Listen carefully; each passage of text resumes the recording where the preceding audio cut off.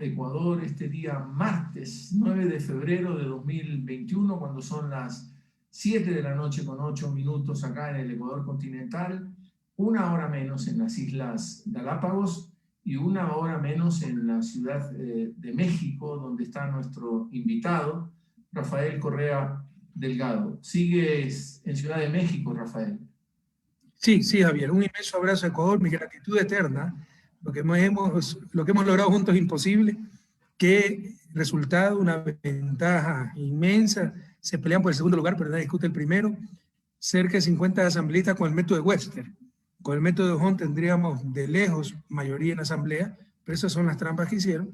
Pero bueno, después de 4 años de infamia, persecución, destrucción, no han podido destruir ese sueño llamado Revolución Ciudadana, y la respuesta del pueblo ecuatoriano ha sido contundente a tanto traidor, a tanta gente mala, corrupta, que ha perseguido, que ha destruido, que ha difamado. Muchísimas gracias, ecuatorianas y ecuatorianos.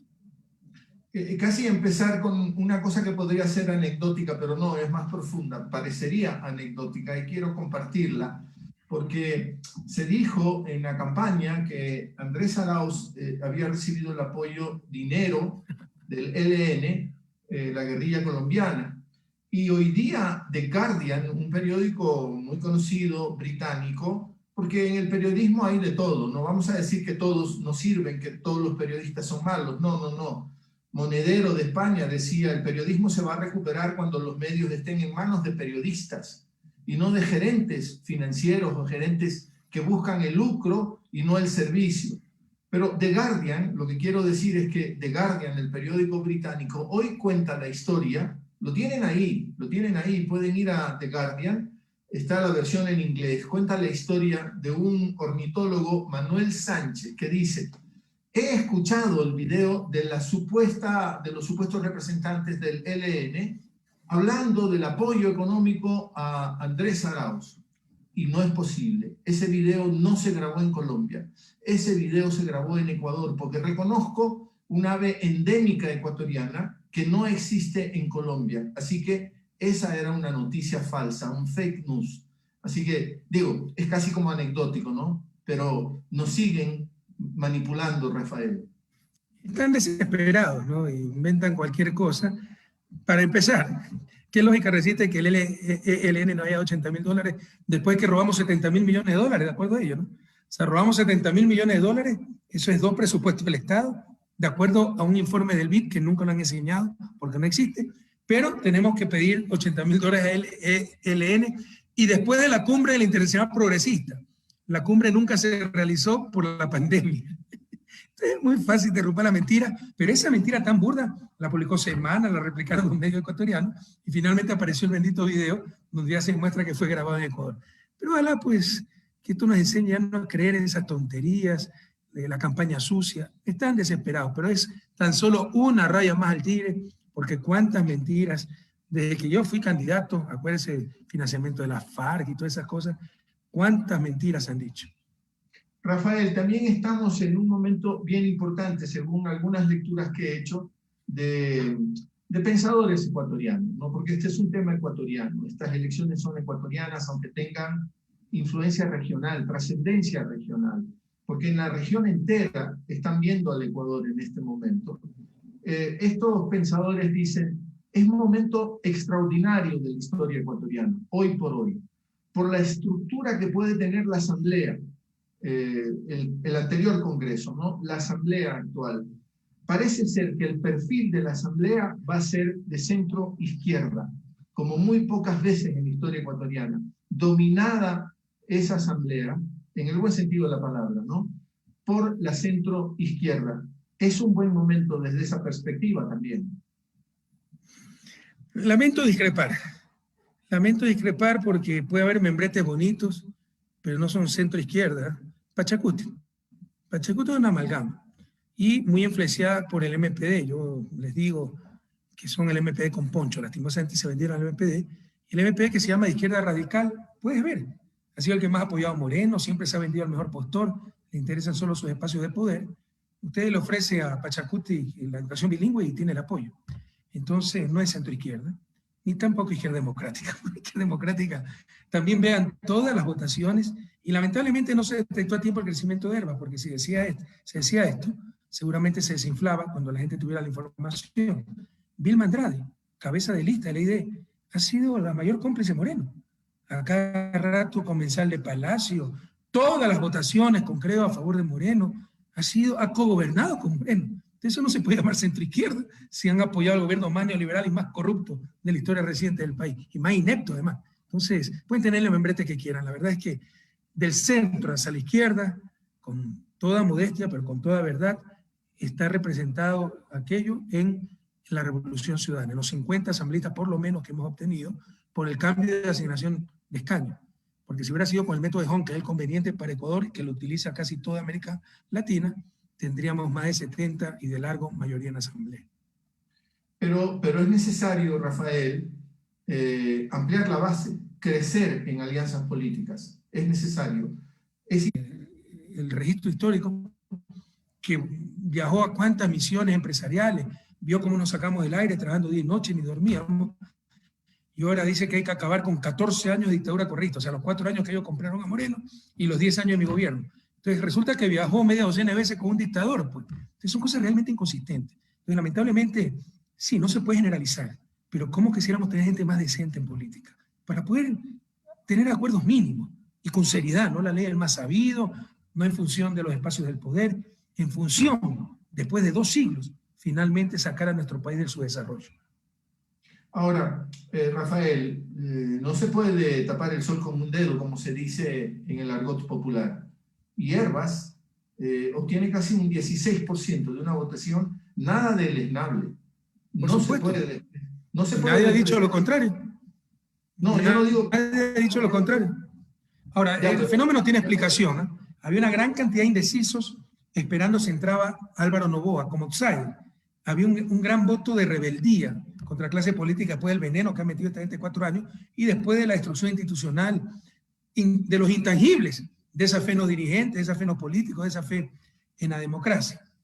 Cuando no entra Noboa, esos indecisos, ya se confirma que no entra Noboa, en lugar de decantarse por los candidatos que ya estaban, se decantaron por el supuestamente irreverente Herbas. Pero si tú escarbas un poquito, es tremendamente peligrosa la forma de hacer política de Herbas, porque lo importante es la patineta, disfrazarse de viuda.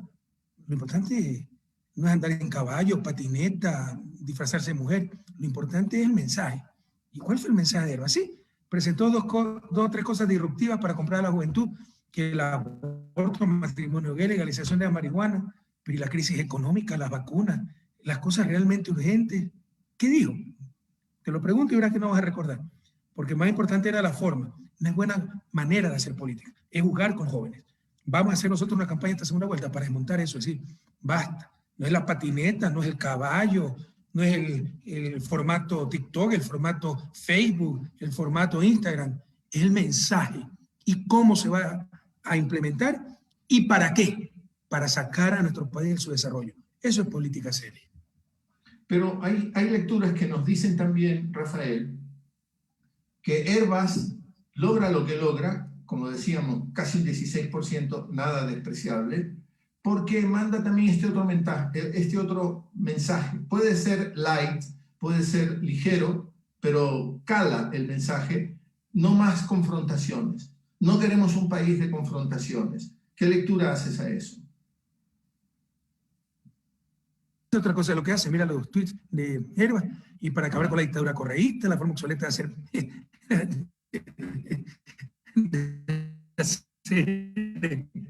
política, o sea, la forma moderna de hacer política es en patineta. Joven, la forma. Herbas es un aventurero, no tenía nada que perder. Empezó de cero, es impresionante, subió hasta el 16%. Pero los políticos responsables debemos ver qué logramos. En cuánto creció nuestra juventud, nuestro país, incluso con nuestra campaña, así no hayamos ganado. Yo te pregunto, ¿en qué crecieron nuestros jóvenes con la campaña de Herbas? Que aprendieron a andar en patineta, que aprendieron a disfrazarse de viuda para fin de año. Entonces, yo no comparto esa forma de hacer política. Yo prefiero perder las elecciones, pero no jugar con la juventud. Pero ahora es urgente que esos jóvenes entiendan entonces el mensaje profundo de la política. Eso es urgente. Lo vamos a entender. Vamos a preparar una campaña por el bien del país para desmontar estas formas tan extravagantes, folclóricas de hacer política. Están orgullosos, ¿no? Y es verdad. A nivel de voto es un logro. Pero yo te le hago la pregunta, y a los jóvenes que me escuchan, los jóvenes colectivos, a nivel de crecimiento de nuestra juventud, de concientización política, de madurez, para salir de su desarrollo, para que construyan una vida feliz, para que construyan su familia, para que construyan la patria nueva desde el lugar donde estén, ¿qué se ganó? Le pregunto, ¿qué se ganó? Cuando me conteste esto, le doy la razón entonces a la campaña de EPA. ¿Okay? Voy a seguir intentando un ejercicio, pretendo que sea muy honesto contigo, pretendo que sea muy honesto, sin trampas, cero trampas. Te he escuchado en anteriores oportunidades que la Revolución Ciudadana tiene un voto duro ya establecido y se trataba en determinados momentos de tener el apoyo de otros dirigentes políticos, otros rostros que no consoliden lo que ya tiene la Revolución Ciudadana, que jalen votos de otros sectores. Yo te he escuchado a ti decir eso en otros momentos, en otras circunstancias, en otros procesos electorales, y parece que ese momento se repite hoy. Necesitamos jalar votos de otros sectores que vayan más allá de la Revolución Ciudadana. No digo más allá porque son superiores, no estoy hablando de eso, estoy hablando solo de la captación cuantitativa de los votos. ¿Cómo hacerlo, Rafael? ¿Cómo hacerlo en este punto de nuestra historia? Con el mensaje. Recuerda, hemos obtenido, a eso vamos a llegar, ya un tercio entre 16 binomios, con partido prestado, recién inscrito el binomio el 25 de diciembre, con un perfecto desconocido, como quisieron menospreciar a Andrés, el perfecto desconocido pues lo venció a todos juntos. Ya cuando haya solo dos opciones, ya la gente dejará de tener tanta información. ¿Tú te imaginas los spots publicitarios de 16 binomios presidenciales? La gente acaba pagando el radio, la televisión. Ahora sí van a poder escuchar el mensaje. Por eso el irreverente, el folclórico, fue el que llamó la atención, el que salió en patineta. Pero, ¿qué hay de fondo en eso? Entonces, ahora sí va a haber más serenidad, más claridad para poder discutir propuestas, calidad del candidato, experiencia, y en eso pues nadie iguala al binomio de la esperanza, al binomio de la Revolución Ciudadana. La otra cosa que es importante, Rafael, yo solo tengo corte a las 6:45 de la tarde, no tengo uno más reciente, es ya más de media hora de ese último corte del Consejo Nacional Electoral, y la verdad sea dicha, Lasso está reduciendo la diferencia con Pérez. Conforme avanza, todavía según ese corte que yo tenía, que yo tengo, todavía quedaban 2.374 actas por resolver, lo que representan alrededor de 250.000 votos. Y en ese corte la diferencia ya estaba en 31.000 votos a favor de Yacu Pérez. Parecería ser que, o la lógica dice, la lógica matemática dice, porque las actas por resolver son más de la costa, son de la costa, parecería ser que Lasso llegaría segundo en esta elección. Yo estoy seguro que Lasso está segundo, y lo dije ayer. Y no me importa que digan que le tengo miedo a Yacu, que he pactado con Lasso. Como dicen los jóvenes, ¿no? Ya que estamos en época de los folclorismos, patinetas y eso, me importa tres cantimploras, ¿no?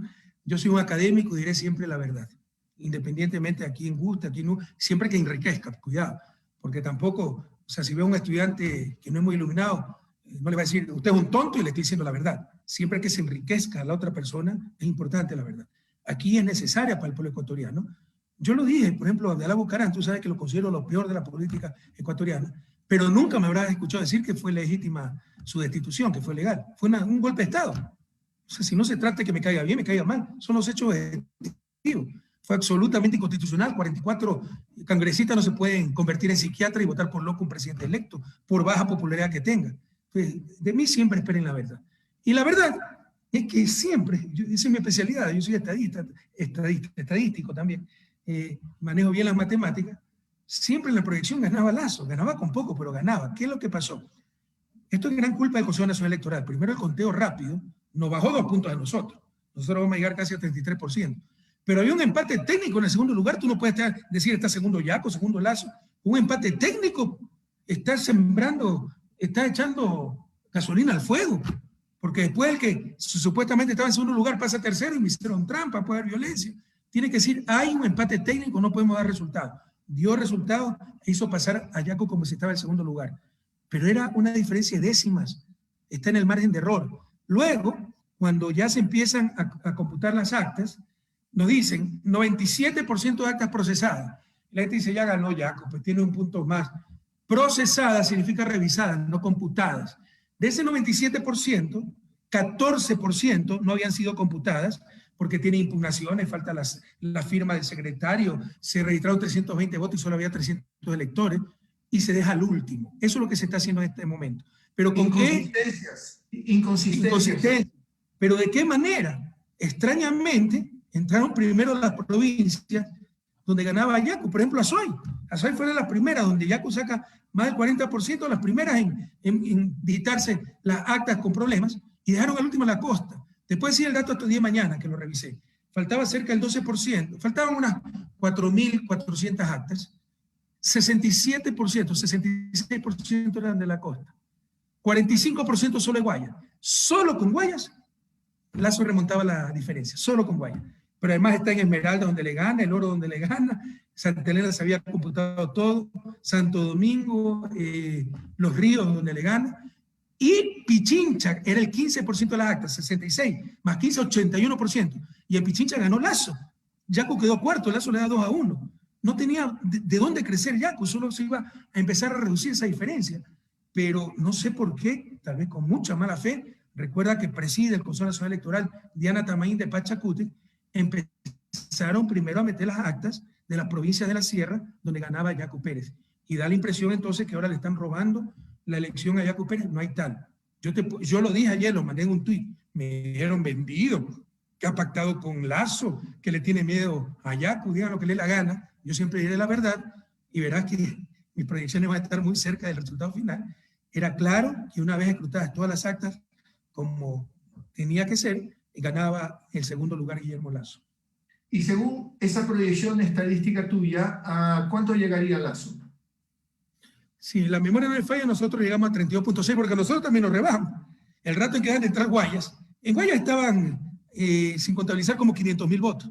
Nosotros hemos sacado 42, 44% en Guayas. Le damos, pero 8-1 a Yacu. Entonces, como empiezan a meter a Azuay, Sierra Central, donde nos fue menos bien, empezaron a rebajarnos a nosotros. Recuerda que el Consejo Nacional Electoral dijo 32.2 y vamos a 32.07. Y empiezan también a aumentar la diferencia entre Yacu y Lazo. Yo he hecho los cálculos y yo creo que acabamos nosotros en 32.6 más o menos, Guillermo Lazo en 19.72, si la memoria no me falla, y Yacu Pérez en 19.49, es decir, va a haber 0.23 diferencia, lo cual es unos 20.000 votos de diferencia. Ponle margen de error de 10.000 a 30.000 votos de diferencia. Habría casi como 13 puntos de diferencia entre Andrés y el segundo. Sí, si en este caso, cuidado, que depende, todas estas son estimaciones, se hace la proyección en función del promedio que se ha obtenido en la provincia, por ejemplo, Guayas, 25% obtuvo más o menos Guillermo Lazo. Pero puede ser que las actas con problemas sean sector rural donde tenga más apoyo, sea 30%. Todo eso genera un margen de error. O, por ejemplo, el ausentismo. Puede ser, pues sí, faltan 1.777 actas en Guayas, pero puede ser que sean las zonas más difíciles, donde más ausentismo hubo, entonces el impacto va a ser menor a favor de Guillermo Lazo. Por eso te digo, ¿no? Yo creo que ganará con un 0.23 más menos 10, ¿no?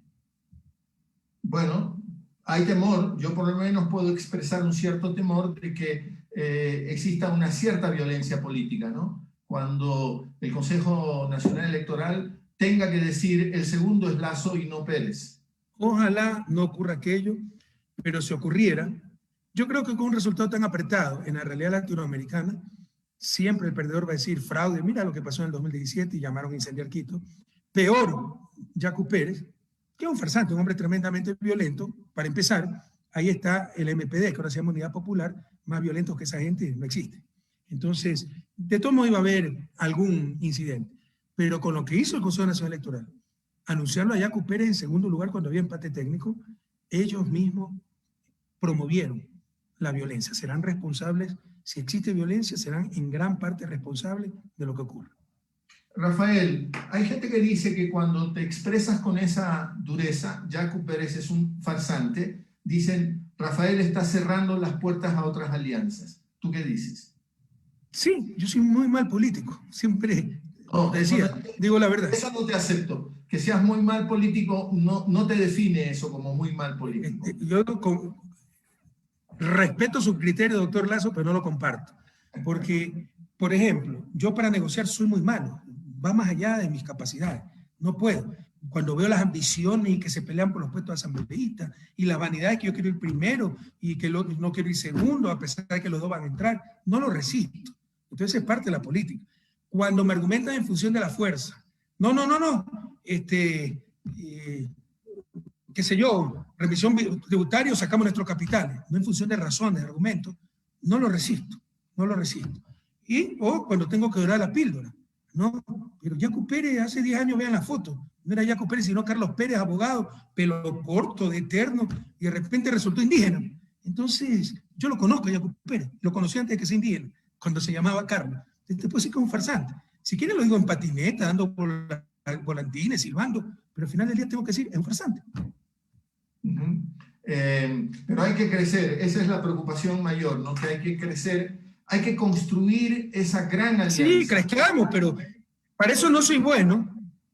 ¿Sí? Para eso no soy bueno. Y si eso implica decir que Yacu Pérez es indígena y es un líder auténtico, no lo voy a poder hacer y prefiero hacerme a un lado. Que venga alguien una vez a ver estar donde más útil es y donde debe estar. En esas situaciones, para eso yo no sirvo, sinceramente. O sea, lamentablemente, y eso tiene que ver mucho de mi origen de Guayaquil, de la costa, yo estoy acostumbrado a llamar pan al pan y al vino vino, y eso no es bueno para la política, y lo reconozco. Por eso te digo, no soy buen político. ¿Okay? Veamos Quito. A mí está confundiendo liderazgo con buena política, eso es otra cosa, con buen político. Yo tengo liderazgo, y por eso ganamos elecciones, pero buen político no soy.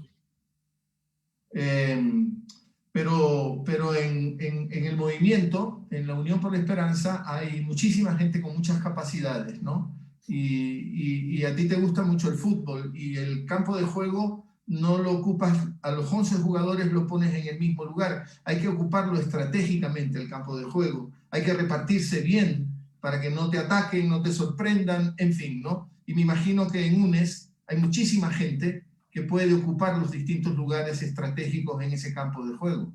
Para eso sí soy bueno, para delegar y poner a la gente donde corresponde.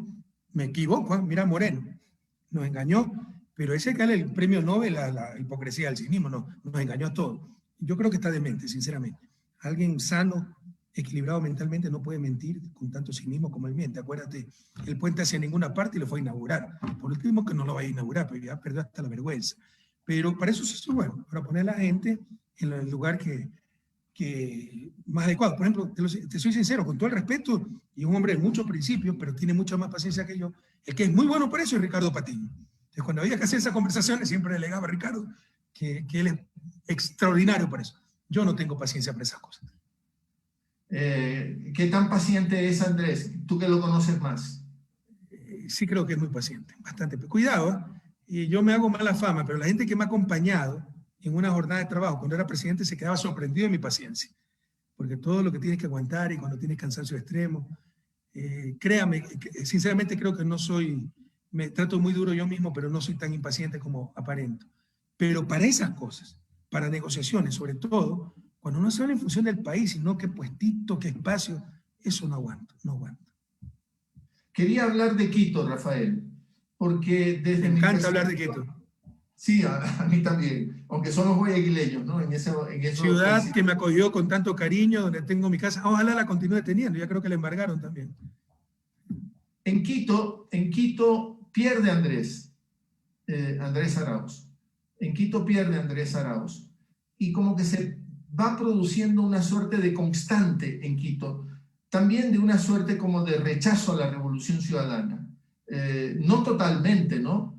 ¿Qué lectura haces de ese Quito que rechaza la revolución ciudadana, que puede estar sectorizado, porque Quito y ninguna ciudad de este planeta es homogénea? Se pueden hablar de muchos Quitos, como se pueden hablar de muchos Guayaquil, muchos Cuencas, en fin, todas las ciudades no son homogéneas, son distintas ciudades en la misma ciudad, pero en promedio, Quito le da un poco la espalda a la Revolución Ciudadana. ¿Por qué?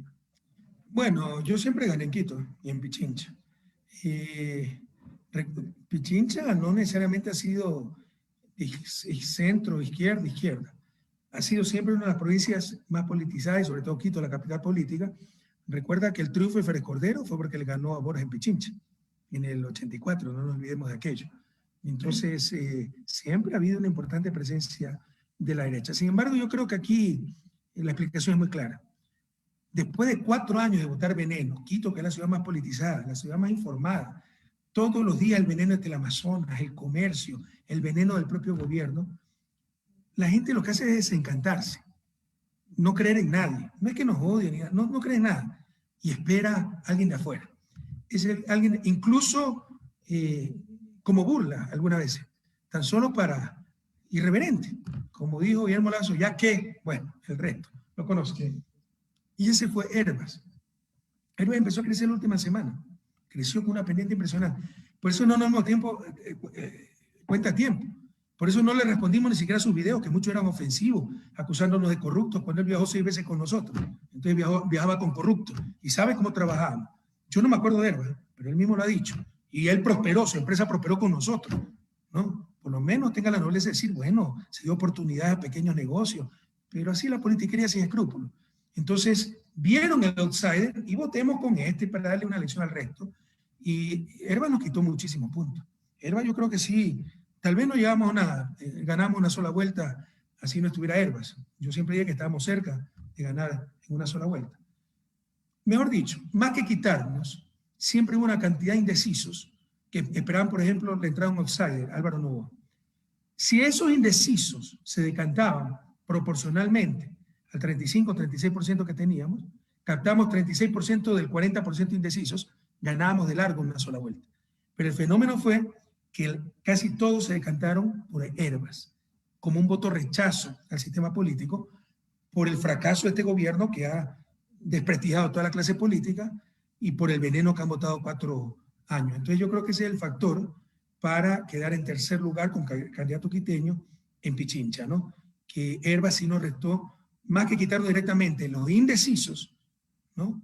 Que podían venirse con la Revolución Ciudadana y darnos el triunfo en Pichincha e incluso el triunfo de una sola vuelta, o muy cerca de aquello, se decantaron por Herbas, por el outsider, como voto rechazo, voto protesta. Los que hacen encuestas pensaron que existía, y en efecto hubo, voto silencioso, pero el error fue pensar que buena parte del voto silencioso se iba con Andrés Arauz, y más bien se fue con Herbas. Sí, y de hecho en Quito creíamos que va a tener mucho más voto silencioso, porque cómo han maltratado a los servidores públicos, decenas de miles de despedidos, y nosotros siempre hemos defendido la dignidad de los servidores públicos, pero probablemente es humano. Después de 4 años que te han dicho que todo fue sobreprecio, que la economía quebrada, que el país sobreendeudado, que los elefantes blancos, uno dice, bueno, sí, la verdad es que yo vivía mejor, pero experimentemos con algo nuevo. Y probablemente todo ese voto se fue contra Herbas, con Herbas, perdón. O sea, el voto silencioso que pudo llegar donde nosotros, el voto oculto, creo que se fue con Herbas por toda esta campaña negativa, ¿no? Pero todo eso se irá aclarando en esta segunda vuelta, donde sea 1 contra 1 y se va a poder hablar con más claridad por el mensaje y con la evidencia, bueno, demostrando, por ejemplo, los elefantes blancos, los hospitales. ¿Cuántas vidas salvaron los hospitales en esta pandemia? Solo por darte un ejemplo. Pero no todos son malas noticias, y hay que decirlo claramente también, porque el voto también castigó a determinadas tiendas políticas que fueron aliados de este gobierno. Por ejemplo, estoy pensando en octubre de 2019, estoy pensando en el maltrato que se le dio al pueblo ecuatoriano enfrentando la pandemia, y Guayaquil maltratada con las imágenes espantosas de cadáveres en las veredas, ataúdes de cartón, y todo ese maltrato de esa política social que prefirió pagar deuda externa, cancelar enfermeros, doctores, doctoras, en fin. Eso también fue castigado en estas elecciones. Ese es el lado bueno. Respeto su criterio nuevamente, señor Lazo, pero no lo comparto. Primero, hay muchas buenas noticias. El perfecto desconocido le ganó ampliamente, ¿no? Y tenemos pues un bloque de 50 asambleístas cuando pensaban que íbamos a tener 30 por la trampa que hicieron en el cambio de método de asignación de escaños, que si hubiera existido el método anterior, te insisto, tendríamos de lejos mayoría en la asamblea. Pero no se ha castigado por falta de información. Creo ha cogobernado. Le tomó en segundo lugar. Los socialcristianos cogobernaron, están en segundo lugar. Hay gente que, como son los dueños de los canales de televisión, los que apoyaron a Moreno, pues manipulan a los ciudadanos. El propio Pachacuti, no nos olvidemos, Pachacuti, sí. Perdona la interrupción, pero si tú sumas en la elección anterior, creo 28%, ¿no? Guillermo Lasso 28%, Cintia Viteri, social cristiana, 16%, hacían 44%. Ahora juntos han hecho 20%. Sí, pero después de cogobernar con esta tragedia de gobierno deberían tener menos 10. Pero es descarado el cogobierno. Miren las votaciones de esta gente. Hicieron un bloque, pero ahí sí aplanadora, y ahí no decía nada la prensa, sin dar espacio, sin dar respirar al bloque de minoría que éramos nosotros, y siempre apoyando la ley de apoyo humanitario, ¿no? Pero Pachacuti también. Recuerden que hasta las protestas de octubre, el éxito de Yacu es el momento que tiene el movimiento indígena, muy similar al 2002, cuando llega un inútil como Gutiérrez. ¿Por qué? Porque se montó en esa ola el movimiento indígena, esa ola de legitimidad, fruto del derrocamiento de Maguate en el 2000, un gobierno odiado por todos. Eso duró 2 años y lo aprovechó un completo inútil como lo hizo Gutiérrez. Ahora lo aprovecha Yacu Pérez, un farsante, además, que dice cualquier cosa, miente como respira, es algo increíble, ¿no? Su propuesta es bajar el IVA para aumentar esto, aumentar el otro, y dígame cómo financia el déficit fiscal que va a armar. Eso nunca lo dice, pero está aprovechando la ola del movimiento indígena, la propuesta de octubre del 2019, dicho sea paso, persiguieron a los correístas de esa propuesta de octubre. Esa protesta de octubre, dijeron que nosotros éramos los que dirigimos la protesta, cuando es evidente que fue el movimiento indígena, y por eso tienen brazalete, estuvieron encarcelados Paula Pavón, Virgilio Hernández, tiene una acusación por instigación a la rebelión, Gabriela Rivenera, no nos olvidemos de esas cosas, cuántos perseguidos. Pero en todo caso, ese movimiento, el movimiento indígena se levantó, pero Pachacuti, la organización política, siempre apoyó al gobierno, a tal punto que tenía un ministro hasta las protestas, Humberto Cholango, ministro del agua, y fue el que le dio la tabla de salvación a Moreno. Moreno estaba caído. Constitucionalmente se podía y debía adelantar elecciones por grave caos social y político, como dice la Constitución. Hubiéramos tenido un nuevo gobierno para el 2020, un gobierno fresco, con legitimidad democrática, la situación fuera absolutamente diferente. No, prefirieron vender el paro, Pachacuti, Yacu Pérez, salvar a Moreno, con tal de que destruya a Correa, y destruyeron al país. Entonces, Pachacuti tampoco ha sido castigado. ¿Por qué? Porque la gente no tiene la información. No hay una prensa que nos diga la verdad, no hay una prensa guardiana de la verdad. Bastaría mostrar el récord de votaciones en la asamblea de Pachacuti, como el bloque de Pachacuti siempre apoyó a Moreno. Y ni hablar pues de Izquierda Democrática. Vilma Andrade ha sido cheerleader de Moreno, pero descaradamente, descaradamente. Entonces no comparto mucho lo que tú dices. Hubiera habido un voto mucho más fuerte de castigo si existiese realmente información en el país. Lamentablemente los medios de comunicación están en manos de la élite y no es que informan, manipulan. Ahora, permíteme plantear el siguiente escenario, Rafael. Si pasara la segunda vuelta, Pérez, creo, ya dijo, nos vamos con Pérez. Algunos analistas también están diciendo, creo representa lo más duro del voto anticorreísta. Creo es el anticorreísmo por antonomasia en la política ecuatoriana. Entonces, si es Pérez, creo se va con Pérez. La duda es que si es Lasso, no se puede asegurar exactamente como en el escenario primero. No creo que todo el movimiento indígena se va con Lasso. Ahí queda mucho margen para construir nuevas alianzas. Tercera vez en esta entrevista que discrepo con usted, doctor Lasso. Y para decirlo elegantemente, respeto su criterio, pero no lo comparto. Porque yo creo que el voto más duro anticorreísta está en el MPD, ahora se llama Unidad Popular, porque esos odian, son violentos, son malvados de verdad. Ah, pero es izquierda, no, son el partido más conservador. Te apoyan hasta un Pinochet si le das espacios de poder, eso es todo, ¿no? Entonces creo un poco más ideológico, aunque también hay odiadores, ¿no? La oligarquía. Y con respecto a que creo se uniría a Yacu Pérez, sí, probablemente. Otra cosa es que los votantes de Creo voten por Yacu Pérez. ¿Tú te imaginas las pelucones a Borondón votando por Yacu Pérez? esas anulan el voto. Y mucha gente sensata va a decir, por más que yo cuestione a Correa, que me caiga mal, o sea, entre Andrés Arauz, un economista extremadamente bien preparado, con propuestas serias, a este otro que dice que va a exportar barriles de agua, que el que tiene 2 casas es ladrón, y el que tiene 2 carros es ladrón, etc. Bueno, va a primar la sensatez. O sea, no, hay algunos sí fanáticos, odiadores en Creo. Más los hay en el MP, los hay en Creo. Pero hay gente sensata que va a decir al final, no, no, por mi país, por mi familia voy a votar responsablemente y votarán por Andrés Arauz. Mira, en nuestras simulaciones nosotros vencemos a Guillermo Lasso o a Pérez en la segunda vuelta. ¿Sabes cuántos votos? Por más que diga lo que diga Guillermo Lasso negó, que además, qué difícil le va a ser superar su contradicción de que hace 2 años los mandó al páramo, ¿no? Ahora pide a votar por los indígenas. Pero ¿sabes qué? ¿Cuántos votos va a sacar Yacu Pérez en la costa? Una persona como Yacu Pérez no entra en la costa. Entonces, por más que diga Creo y Social Cristiano que apoyen a Yacu Pérez, los votos no son endosables. Algunos fanáticos votarán, pero yo te diría, muchos irán al voto nulo, pero una gran proporción, en los que prima la sensatez, el patriotismo, el amor a su familia, votarán por Andrés Arauz. ¿Te habrá sorprendido la votación de la costa en general, la costa en general, a favor de UNES, no, de Andrés? No quiero pecar de soberbio. O sea, cuarta vez eso en las encuestas. Cuarta vez en disenso conmigo. Así es. No quiero pecar de soberbio y mi eterna gratitud a la costa, pero esperábamos esa votación. Y es más, o sea, en el oro no nos fue tan bien como esperábamos.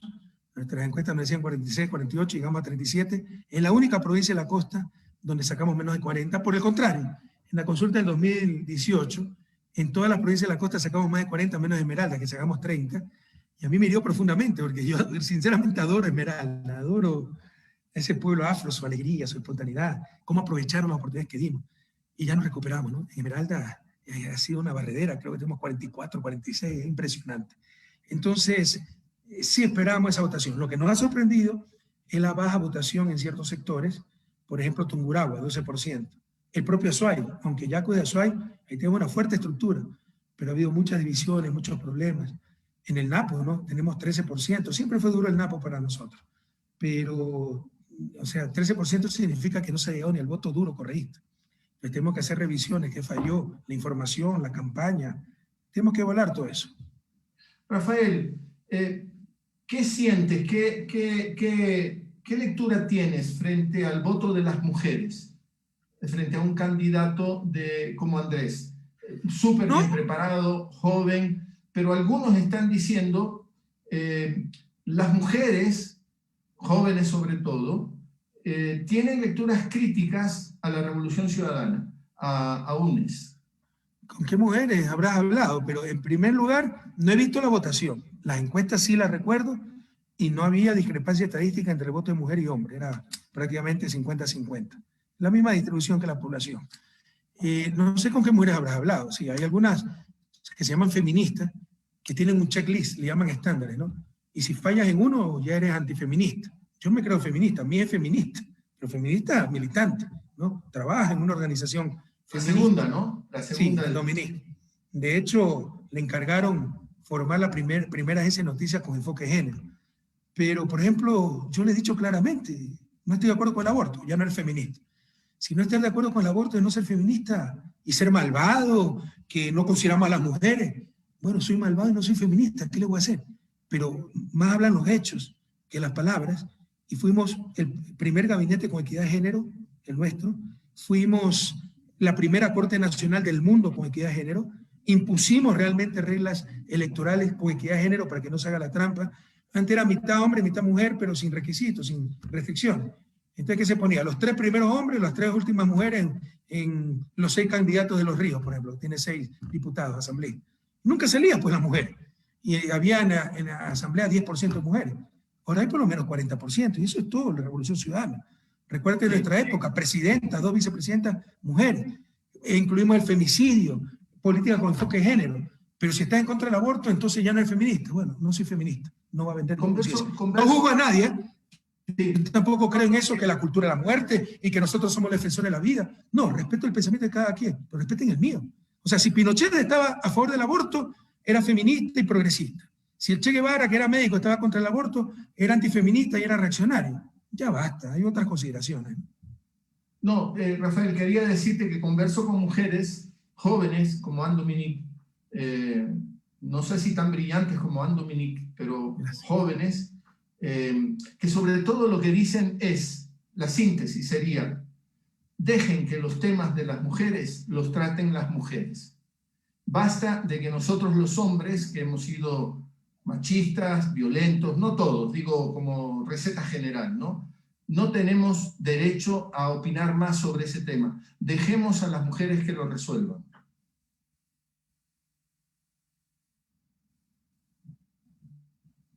¿Aló? No me parece un argumento, sean madres, no leyes humanas, y los hijos pertenecen a todos, ¿no? Entonces yo creo que sí, y la vida, la defensa de la vida, creo que es de preocupación de todos. Entonces creo que todos debemos opinar. Sí, entiendo, o sea, uno está opinando sobre algo que no tendrá que enfrentar, pero eso lo decidió la naturaleza, no lo decidió uno. O sea, más tarde, con esos argumentos, no va a poder haber ginecólogos, pues solo tiene que haber ginecóloga. Con esos argumentos no, no puede haber una mujer cirujana para la próstata, porque solo la tenemos los hombres. O sea, no estoy de acuerdo con ese argumento, y son cosas que atañen a toda la sociedad como comunidad, y tenemos el derecho de dar nuestra opinión, siempre tomando en cuenta que si en eso, si hay algo de razón, que son las mujeres las que tienen que llevar ese peso, esa decisión de tener un hijo o no, pero la vida es un bien fundamental que debe ser defendido por todos. Esos hijos son fruto de la unión de un hombre y una mujer. Creo que algo tienen que decir los hombres también. No, yo lo que digo, Rafael, es que no se trata, con toda sinceridad, de que estemos o no estemos de acuerdo. Más se trata de que seamos o no permeables a escuchar esos puntos de vista. Son complicados, son delicados. Yo los escucho muy bien y estoy de acuerdo en algunas cosas. Por ejemplo, criminalizar a la mujer violada que se somete a un aborto.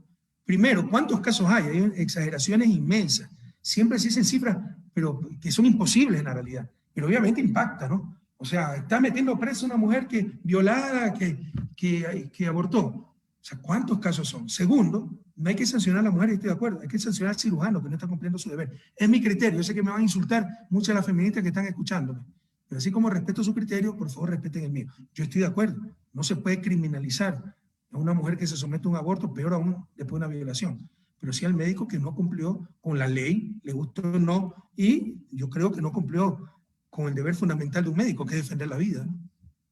Rafael, por último, vi hace poquito una entrevista, creo que es de hoy día, ¿no? Por gusto abierto a esos temas sensibles, nos hacen perder votos. Es mejor hablar de temas más consensuados. Reactivación económica. No, yo creo que no hacen perder votos, Rafael. Podrían hacer ganar muchos votos. Ojalá que la gente aprecie la honestidad. Yo no voy a adaptar mi discurso a la coyuntura, así como me preguntaste al principio quién crees que quedará segundo. Yo podría hacerme loco, no sé, etcétera. Sería vender mi conciencia. Matemáticamente es claro que queda segundo Guillermo Lasso. ¿Le gusta o no a la gente? Esa es la verdad. Entonces aquí también estoy hablando la verdad. Ojalá la gente aprecie la autenticidad. Eso sí, no juzgar nunca al otro. Y eso lo he superado porque yo tuve una formación bastante conservadora y era la cultura de la muerte, de las mujeres que definen el aborto. Y he aprendido a respetar muchísimo, muchísimo esos movimientos cuando seguían por el amor. Porque si hay gente que recurre al feminismo, como a otros muchos movimientos, para desfogar sus odios. Como también he aprendido muchísimo LGBTI, nuevamente, los hechos más que las palabras. Yo como tengo un temperamento fuerte, me dicen machista. Créeme que si así me haga cambio de sexo, me van a seguir diciendo machista. Pero los hechos, nuevamente. Nosotros fuimos el primer movimiento en la historia de tener una asambleísta transexual, Dayan Rodríguez. Y créeme, es uno de los mejores seres humanos que conozco, como he aprendido de esa queridísima compañera Dayan. Sí, y el movimiento dio espacio a otras corrientes, a otras realidades sociales. Fue el primer gabinete en tener una ministra lesbiana, Karina Vaz, ministra de Salud. O sea, los hechos hablan más que las palabras. Y bueno, Ronnie Aliaga es increíble, ¿no? Latin King. Y mira, tremendo asambleísta ahora. Claro. Despreciados, calificados de delincuentes, nadie queriendo entender qué son estas naciones, estas llamadas pandillas, maltratadas hasta que aparecen otro tipo de estudios para tratar de entender qué está pasando ahí. Y el movimiento dio espacio a todo eso. Ese ejemplo dio vuelta al mundo. La memoria es frágil, ¿no? Pero todo lo que nosotros encontramos al llegar al gobierno, ahí sí, no había mesa servida. Un país destrozado. Solo en conflictos limítrofes internos teníamos 800. Ya se olvidaron la Concordia. ¿Cuántos muertos anuales había ahí? La manga del cura. Todo eso se solucionó. ¿Y cuántos enfrentamientos había entre los Latin King y los Nietas? Y cómo la policía abusaba de los Latin King, Nietas. Pero nosotros vimos, eso me ayudó mucho mi experiencia como formador de juventudes, como profesor, como dirigente de SCAO, dirigente juvenil. La riqueza, la nobleza de esos jóvenes tienen su código de conducta. Enseñándoles a hacer el bien, se alejarán del mal, como decía San Juan Bosco. Y lo logramos. Logramos pacificar a las pandillas, ponerlas en proyectos de desarrollo de la comunidad. Les dimos una casa que ya se la quitaron, para que se reunieran, para que conversaran entre ellos. Y mira los resultados, ¿no? Ronnie Aliaga era un Latin King. Y ahora tremendo, es de los mejores asambleístas del país. Acaba de ser reelecto, dicho sea de paso. Sí, sí. Quiero decir también que ¿en qué momento logras hacer el clic con esa formación, ¿no? Muy católica?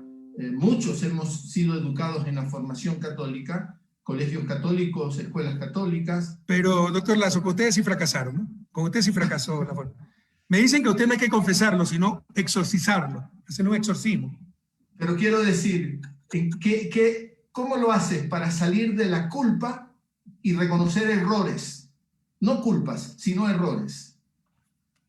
Oye, es que he escuchado la parábola de no viene por las ovejas que siguen el rebaño, sino por la oveja perdida. O sea, Cristo viene por los pecadores. El pecado es humano, tener tentaciones es humano. Lo importante es saber arrepentirse, no perder la referencia entre el bien y el mal. Y ojalá que esos pecados nos ayuden a combatir el principal pecado, probablemente, la soberbia, ¿no? Nos ayuden a ganar en humildad, a no juzgar a los demás. Rafael, ¿hasta cuándo espera el movimiento el pronunciamiento ya oficial, serio, basado en datos estadísticos serenos y no precipitaciones, para saber quién es el segundo, para saber con quién se enfrenta el 11 de abril UNES? Nosotros no tenemos que esperar nada, si ganamos. Y realmente para nosotros es irrelevante quién gane, ¿no? Todas las simulaciones nos dicen que lo podemos vencer, ¿no? Pero lo que tiene que saber ya esto es el pueblo ecuatoriano. Acabar con esta incertidumbre lo más pronto posible, la mejor manera, porque puede generarse violencia por la imprudencia del Consejo Nacional Electoral. Anunciar un segundo puesto cuando había un empate técnico. Ahora, si ese segundo puesto que se lo dieron a Yacu Pérez no se confirma, van a decir fraude, y ojalá no se generen actos de violencia, pero ahí por lo menos cometió una gran imprudencia el Consejo Nacional Electoral. Lo último, Rafael, creo que fue hoy día que le diste una entrevista a este canal colombiano, ¿no? TN24. El Teleamazonas de Colombia. Terrible ese canal. Y es verdad, yo digo, cuando dices, sí tengo paciencia, la verdad es que cuando hay que enfrentar ese tipo de entrevistas hay que echar mano de muchísima paciencia, ¿no? Sí, me hubiera gustado que sea con Andrea Bernal, porque Andrea Bernal yo la estimaba, éramos amigos, pero cómo se ha comportado, y la entrevista que le hizo Moreno del Puente a ninguna parte, y cuando se verificó que era, primero nadie podía creer una mentira así, en siglo XXI con satélite vamos a hacer una carretera de primer orden para que pase la guerrilla y el narcotráfico y nadie se iba a dar cuenta. O sea, ¿quién puede tragarse algo así? Pero 3 años mantuvo la mentira a la prensa. Y cuando ya se verifica que es el tercer eje vial y hasta la inaugura Moreno con Duque, nunca rectificaron, pero tampoco CNN. Es una prensa tremendamente deshonesta. Me hubiera encantado que estuviese ahí Andrea Bartés y decirle, Andrea, ¿qué te ha pasado? O sea, ¿por qué se tiene que hacer todo esto por un mendrugo? No hay que perder ciertos principios. Rafael, muchísimas gracias por esta conversación. Sé que los momentos son con tiempos muy apretados, hay muchísimas reuniones, y reservar un espacio para esta conversación siempre lo agradeceremos. No, yo te lo agradezco. Siempre es un placer conversar contigo, Javier. Sinceramente, más allá de la amistad, creo que eres una persona muy ilustrada y un gran entrevistador. Realmente tocas temas trascendentes y lo haces con mucha altura y me permites expresarme. Esa es la verdadera entrevista, escuchar al entrevistador, pero escuchar al entrevistado, no escucharse al entrevistador a sí mismo o torturar al entrevistado hasta que confiese lo que el entrevistador quiere escuchar. Entonces, a mí me agrada mucho esta entrevista. Cuantas veces quiera, estamos a las órdenes. Muchas gracias, Rafael. Gracias a ti. Un abrazo a todos los jóvenes de Colectivos. Rafael Correa, en esta entrega en vivo que hemos desarrollado este día, martes 9 de febrero de 2021, por 3 plataformas. Hemos estado en Facebook, en Twitter y en YouTube. Así que ojalá el alcance haya sido lo suficiente como para que explique o justifique todos estos encuentros. Siempre a usted le agradecemos la compañía. Pásenla bien.